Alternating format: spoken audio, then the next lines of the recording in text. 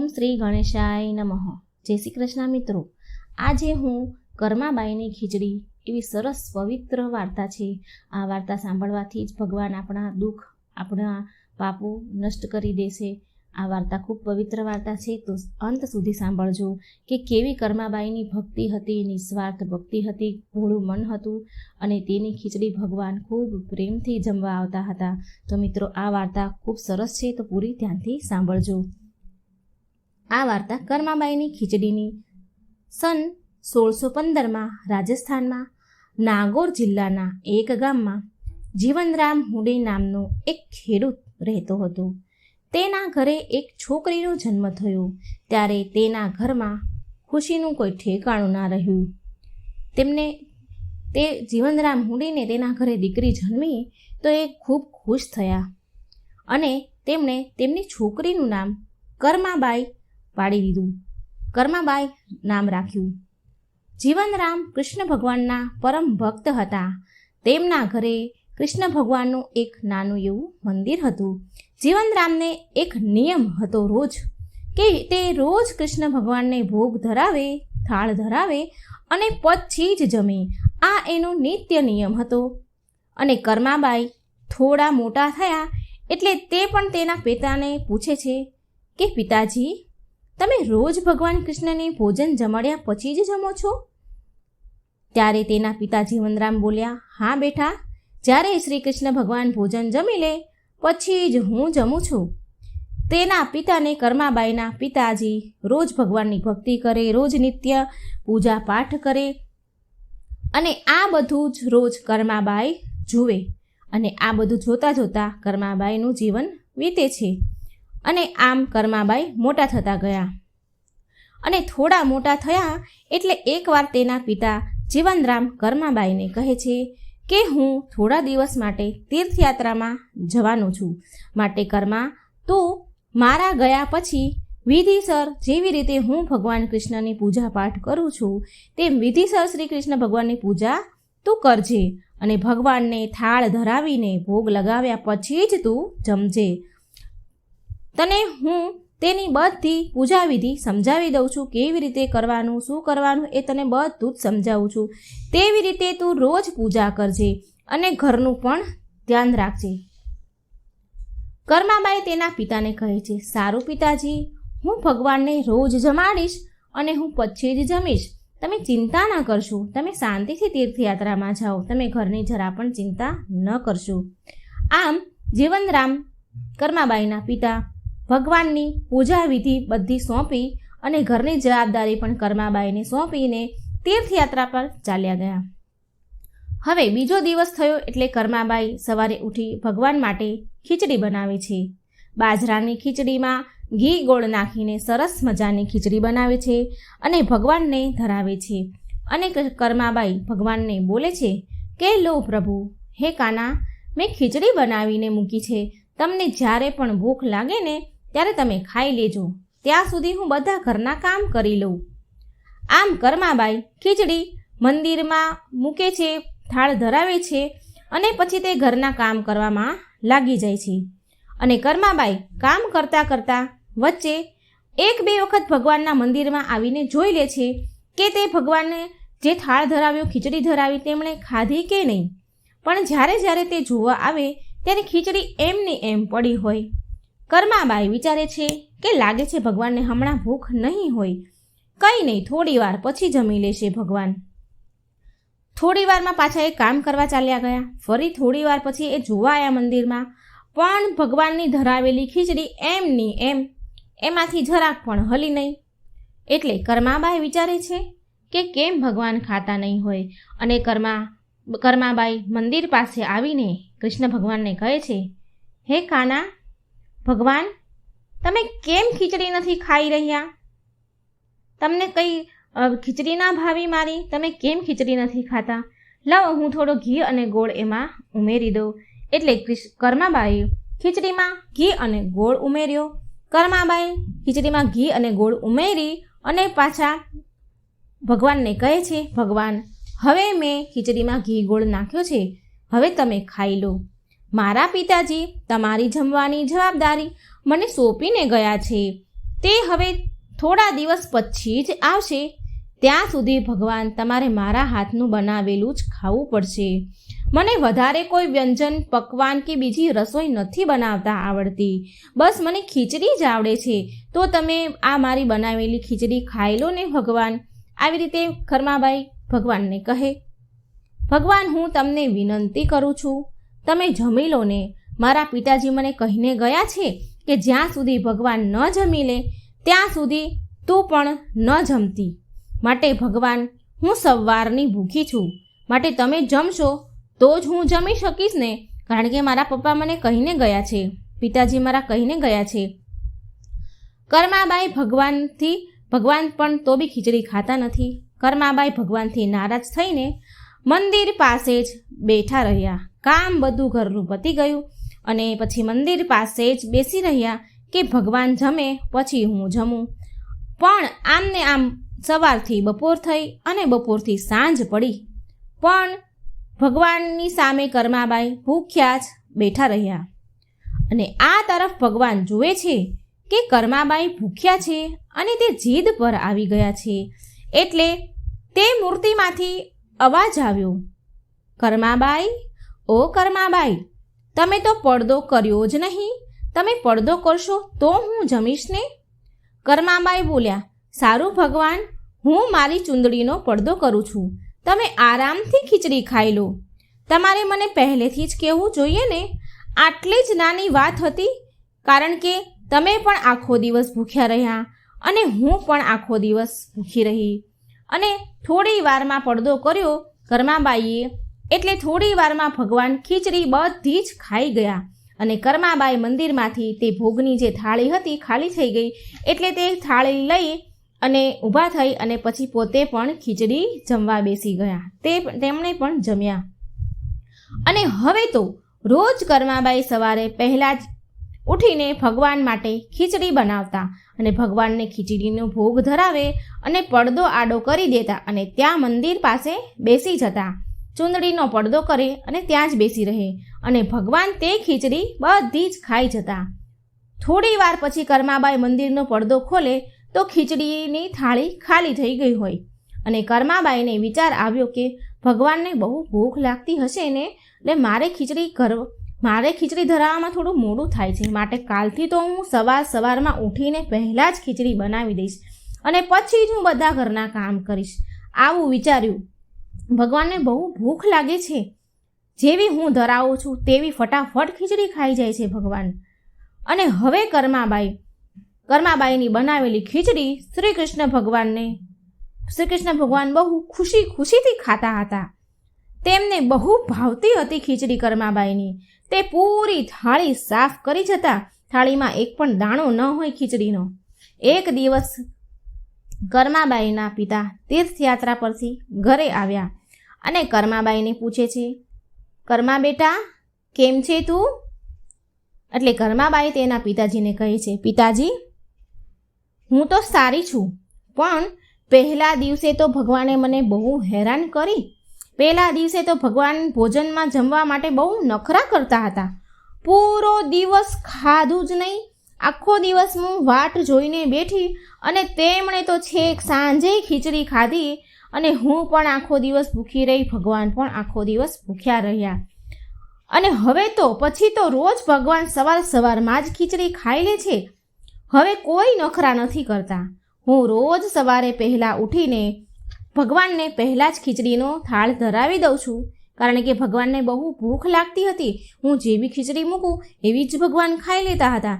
એટલે હું સવારમાં વહેલા જ ઉઠીને પહેલાં ખીચડીનો ભોગ જમાડી દઉં છું ભગવાનને અને પછી જ હું બધા ઘરના કામ કરું છું. કર્માબાઈના પિતાજી ભગવાનને 2 હાથ જોડીને કહેવા લાગ્યા, હે પ્રભુ, તમારી લીલા કોણ જાણે.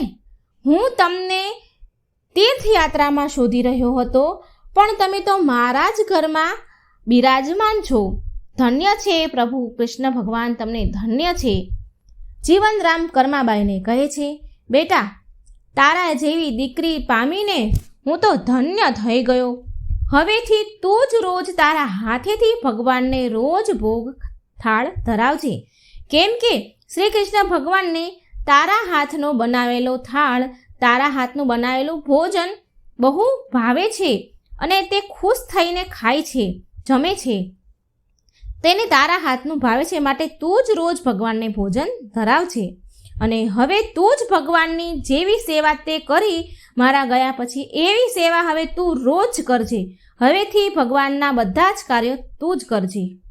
કર્માબાઈ તો આ સાંભળીને બહુ ખુશ થઈ ગયા અને હવે તો રોજ કર્માબાઈ વહેલી સવારે ઉઠીને નાયા ધોયા વગર જ ભગવાન માટે ખીચડી બનાવે છે અને ભગવાનને ધરાવે છે અને ભગવાન પ્રેમથી કર્માબાઈની ખીચડી ખાય છે. થોડો સમય થયો એટલે કર્માબાઈના પિતા સ્વર્ગવાસી થઈ ગયા અને હવે તો કર્માબાઈ એકલા થઈ ગયા. માતાનું મૃત્યુ તો પહેલેથી થઈ ગયેલું હતું. પિતા એકલા હતા, હવે તેનું પણ મૃત્યુ થઈ ગયું અને હવે એકલા પડી ગયા એટલે તેમને ગમતું ન હતું. માટે કર્માબાઈ શ્રી કૃષ્ણ ભગવાનની મૂર્તિને લઈને તીર્થયાત્રામાં નીકળી ગયા. પગપાળા જ તીર્થયાત્રા કરવા લાગ્યા અને ભારતના અલગ અલગ તીર્થોના તેમણે દર્શન કર્યા. પછી ઓડિશામાં આવેલું જગન્નાથપુરીના મંદિરે આવ્યા. તીર્થયાત્રા કરતાં કરતાં અને ત્યાં કર્માબાઈએ વિચાર્યું કે બસ હવે અહીં જ આ જગન્નાથપુરીમાં મંદિર પાસે જ એક ઝૂંપડી બનાવીને ભગવાનની સેવા પૂજા કરીશ.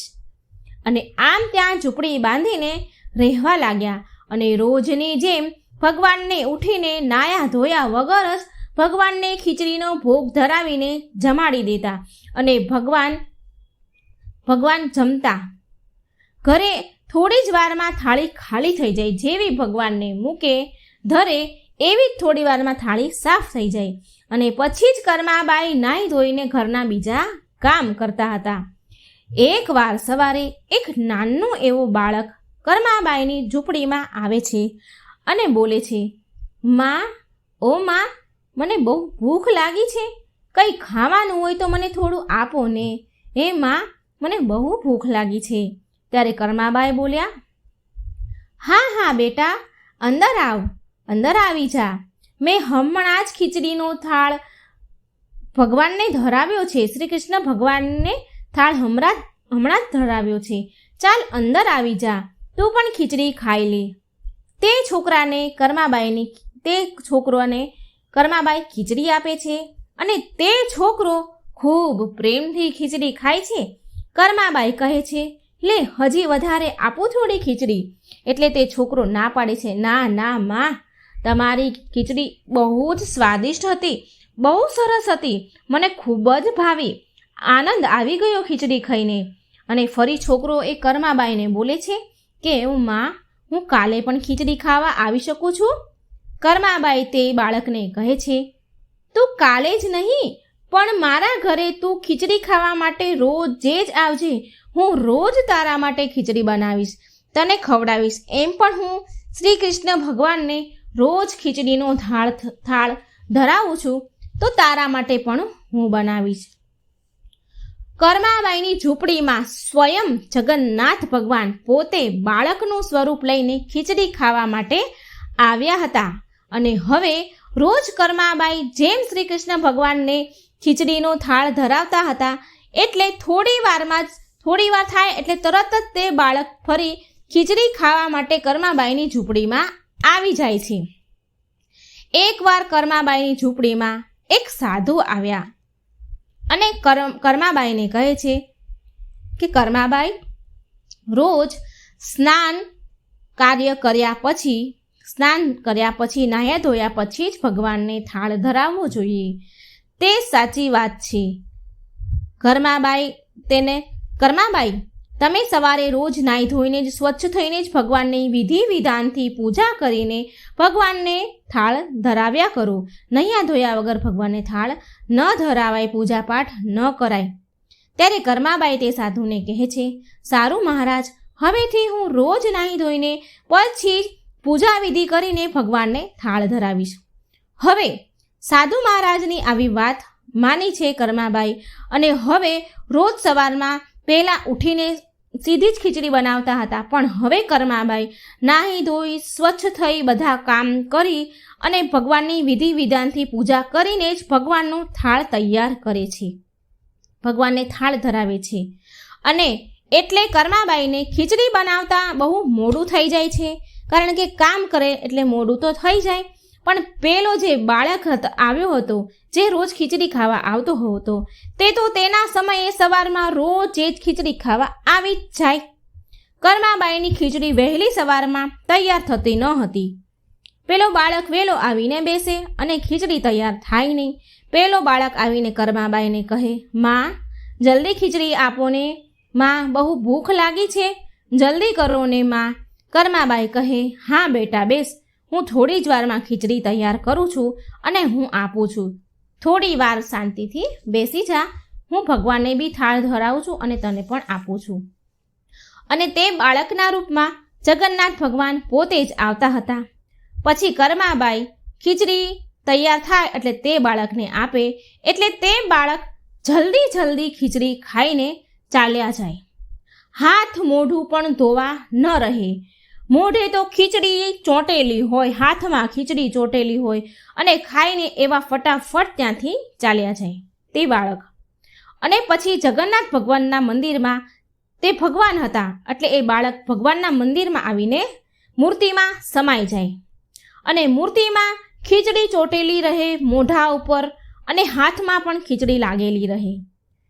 તો એકવાર ત્યાં પૂજારી જે પૂજા કરતા હોય, જે બ્રાહ્મણ મૂર્તિ ભગવાનની જે પૂજા કરે, તેને સામે જુએ, મૂર્તિ સામે જુએ અને વિચારે કે અરે, આ તો ભગવાનના મોં ઉપર ખીચડી લાગેલી છે. મેં તો કેટલાય દિવસ થઈ ગયા, કેટલો સમય થઈ ગયો, ભગવાનને ખીચડીનો ભોગ ચડાવ્યો જ નથી. હે ભગવાન, આ તમારી કેવી લીલા છે? આ તમારા મોઢા ઉપર ખીચડી કેમ ચોંટી હશે? તે પૂજારી તો વિચાર જ કરતા રહ્યા અને સાંજ પડી એટલે એ પૂજારી સૂઈ ગયા. આખો દિવસ તે પૂજારીએ એવો જ વિચાર કર્યો કે આજે ભગવાનના મોઢા અને હાથ ઉપર ખીચડી કેમ? હવે જ્યારે એ રાત પડી અને સૂઈ ગયો તે પૂજારી, એટલે જગન્નાથ ભગવાન તે પૂજારીના સપનામાં આવ્યા અને ભગવાન તે પૂજારીને કહે છે કે મારી ભક્ત કર્માબાઈ જે જગન્નાથપુરીમાં જ રહે છે, તે બહુ જ પ્રેમ ભાવથી સવારે ઉઠીને બાજરાની ખીચડીનો થાળ ભગવાનને ધરાવે છે અને હું રોજ સવારે જલ્દી જાગીને કર્માબાઈની ખીચડી ખાવા માટે જાઉં છું. મને કર્માબાઈના હાથની ખીચડી બહુ ભાવે છે. પણ એક સાધુએ તેની ઝૂંપડીમાં આવીને કર્માબાઈને એવું કહી ગયા છે કે સ્નાન, પૂજા, વિધિ વિધાનથી પૂજા પાઠ કરીને પછી જ ભગવાનનો થાળ બનાવો અને ધરાવો. એક સાધુ એને આવું કહી ગયા છે અને હવે તે કર્માબાઈએ તે સાધુની વાત માની અને રોજ નાહી ધોઈને વિધિ વિધાનથી પૂજા પાઠ કરી પછી જ મારા માટે ખીચડી બનાવે છે અને મને ખાવા આપે છે. હવે આ બધા કામ કરતાં કર્માબાઈને બહુ મોડું થઈ જાય છે અને મને બહુ વધારે ભૂખ લાગે છે અને અહીં મંદિરમાં પણ ભક્તો મારી વાટ જોવે છે, માટે હું એ ખીચડી જલ્દી ખાઈને આવી જાઉં છું અને મારા મોઢા હાથ પર ખીચડી એટલે લાગેલી હોય છે, હું હાથ પગ મોઢું ધોયા વગર જ આવી જાઉં છું, ફટાફટ ખાઈને આવી જાઉં છું, એટલે મારા મોઢા ઉપર ખીચડી હતી. હવે પૂજારીજી ભગવાનની સપનામાં વાત સાંભળે છે અને ભગવાન સપનામાં એવું પણ કહે છે કે તે સાધુને જઈને કહો કે કર્માબાઈને સ્નાન વિધિ કર્યા વગર સવારમાં ભોગ બનાવવાનું, થાળ ધરાવવાનું કહી દે. આટલું ભગવાન કંઈ અંતર્ધ્યાન થઈ ગયા. હવે પૂજારીજી ભગવાનની સપનામાં આવેલી જે વાત, ભગવાને જે વાત કરી સપનામાં, તે સાંભળી અને પછી તે સાધુને શોધવા લાગ્યા. કયો સાધુ હતા કે જેણે આવું કર્માબાઈને કહ્યું? આ બધું તેણે બધા લોકોને પૂછપરછ કરી, બધા લોકોને વાત કરી અને તે સાધુને શોધવાનું કહ્યું. અને એક દિવસ તે સાધુ પૂજારીને મળી ગયા. એટલે પૂજારી બધી ભગવાનની સપનાની વાત તે સાધુને કહે છે અને તે સાધુ તો ગભરાઈ જાય છે અને કર્માબાઈની પાસે તેમની ઝૂંપડીમાં ગયા અને કર્માબાઈને કહ્યું કે કર્માબાઈ, તમે શ્રી કૃષ્ણ ભગવાનના પ્રથમ પ્રિય ભક્ત છો, પરમ ભક્ત છો. તમારા માટે કોઈ નીતિ નિયમ નથી, તમારે કોઈ નીતિ નિયમ પાળવાની જરૂરત નથી. તમે જેવી રીતે પહેલાં ભગવાનને સવારે વહેલા ઉઠીને આનંદ પ્રેમથી શ્રી કૃષ્ણ ભગવાનને થાળ ધરાવતા હતા તેવી રીતે જ હવે ધરાવજો. તમારે કોઈ નહાવા ધોવાની જરૂરત નથી. પહેલાં જ સવારમાં ઉઠીને ભગવાનને ખીચડીનો ભોગ લગાવી દેજો. એટલે કર્માબાઈ સાધુ મહારાજને કહે છે, સારું માં સાધુ મહારાજ, હવે હું પહેલાંની જેમ જ સવારે ઉઠીને ભગવાનને ભગવાનને થાળ ધરાવી દઈશ. અને હવે પહેલાંની જેમ જ કર્માબાઈ સવારે વહેલા ઉઠીને શ્રી કૃષ્ણ ભગવાન અને પેલા બાળકને જે રોજ ખીચડી ખાવા આવે છે ભગવાનના રૂપમાં, તે ખીચડી કર્માબાઈ તેને ખવડાવી દેતા હતા. આવું બહુ વર્ષો સુધી ચાલ્યું. ભગવાન જગન્નાથ બાળ સ્વરૂપમાં રોજે જ કર્માબાઈની ઘરે ખીચડી ખાવા જતા હતા. બહુ વર્ષો સુધી આવું ચાલતું રહ્યું. સ્વયં જગન્નાથજી ખીચડી ખાવા આવતા. હવે ઘણા વર્ષો થઈ ગયા. કર્માબાઈ પણ વૃદ્ધ થઈ ગયા. તે સ્વર્ગવાસી થયા. તેમનું મૃત્યુ થઈ ગયું પછી એકવાર. અને પછી તો જગન્નાથપુરીના મંદિરમાં જે જગન્નાથ ભગવાનની મૂર્તિ હતી તેમાંથી તો આંસુની ધારા વહેવા લાગી. અહીં કર્માબાઈનું મૃત્યુ થયું અને આ બાજુ ભગવાનની આંખમાં તો આંસુડાની ધાર થવા લાગી. અને આ બાજુ પૂજારી અને ત્યાંના જે રાજા હતા તે ભક્તો મંદિરમાં ભગવાનની મૂર્તિમાંથી આંસુની ધારા વહેતી જુએ છે. અરે ભગવાન રડે છે. બધા ગભરાઈ ગયા. ભગવાનની મૂર્તિમાંથી આંસુ નીકળે એટલે બધાને ડર લાગી ગયો.